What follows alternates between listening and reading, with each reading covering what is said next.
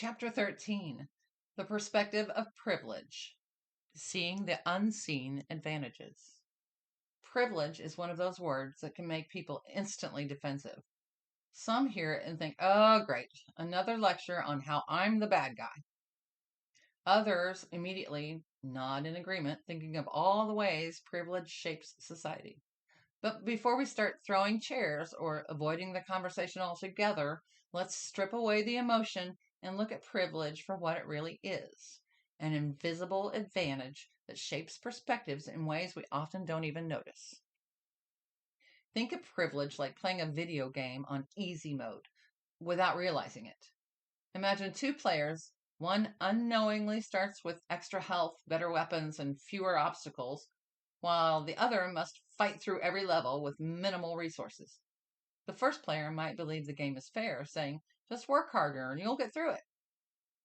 Meanwhile, the second player is screaming at the screen, wondering why they're struggling so much. Both are playing the same game, but with vastly different experiences. Privilege is not about guilt, it's about awareness.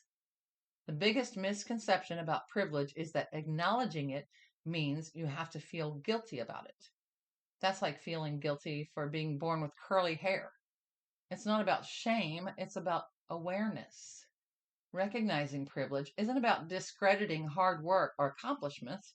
It's about understanding that different starting lines exist for different people. Some privileges are obvious, like being born into wealth or having access to elite education. Others are more subtle, like being able-bodied, growing up in a stable home, or simply feeling safe walking down the street at night. If you've never had to think about certain struggles, that in itself is a form of privilege. The perspective shift from denial to understanding. Denial of privilege usually comes from misunderstanding. People assume that recognizing privilege means their experiences and struggles don't matter. But privilege isn't an either-or situation.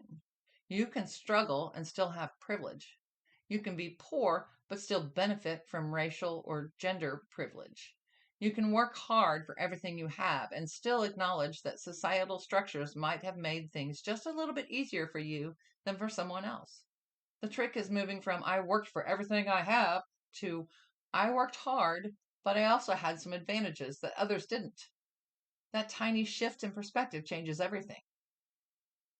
Checking our own privilege. So how do we become more aware of privileges? Here are a few questions to consider. Have I ever been assumed to be competent in a situation just because of my appearance or background? Have I ever moved through the world without worrying about how people perceive my race, gender, or identity? Have I ever had doors open for me that others had to fight to go through? Have I ever thought, well, I don't see the problem about an issue affecting a marginalized group? If you answered yes to any of these, congratulations, you've just identified a privilege. The next step is not self-flagellation. It's using that awareness to listen, uplift, and advocate for those who weren't dealt the same hand. Final thought. Recognizing privilege is not about playing the blame game.